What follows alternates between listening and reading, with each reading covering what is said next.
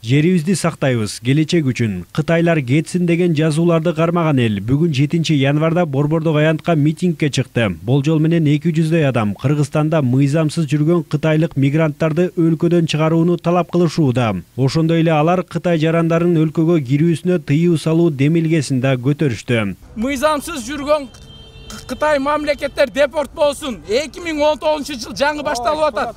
Мыйзамга киргизип туруп мораторий жарыялансын. Вообще бир да Кытай Кыргызстанга киргизилбесин. И точка. Гражданство да гражданство ошо мен айтып атканым ошо. Гражданство алган кытайларды иликтеп чыгып туруп депортация кылыш керек. Болду, бүт ошо менен маселени чечебиз. Аянтка чыккан эл өз ыктыяры менен келген. Алар койгон талаптарын буга чейин Кытай элчилигине жана Бириккен Улуттар уюмуна кагаз түрүндө кайрылуу жасаганын айтышат. Андан майнап чыкпагандыктан митингчилер жогорку бийлик бутактарына видео кайрылуу жолдоо үчүн коомдук телерадио компаниясынын имаратына барып, жетекчилерин жолугушууга чакырышты. Кемин жергесинде болсо, кеминде деле Орловка деген айылында уже кытайлар население отуруп калганда же.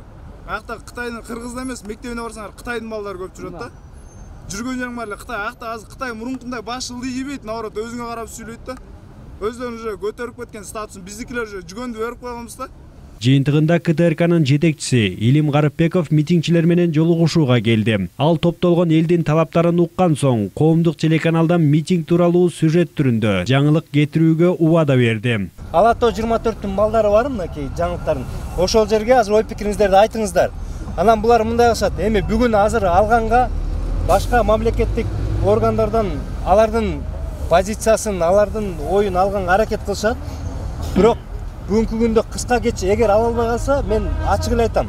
Кыска кетиши мүмкүн, мондай келип элдер талап кылышты. Мамлекеттик органдардын позициясын азыр биздин кызматкерлер алганга аракет кылып атышат деп беребиз бүгүнчү. А бирок эртеңден баштап тигил тараптын дагы оюн, силердин дагы тараптын оюңуздарды беребиз.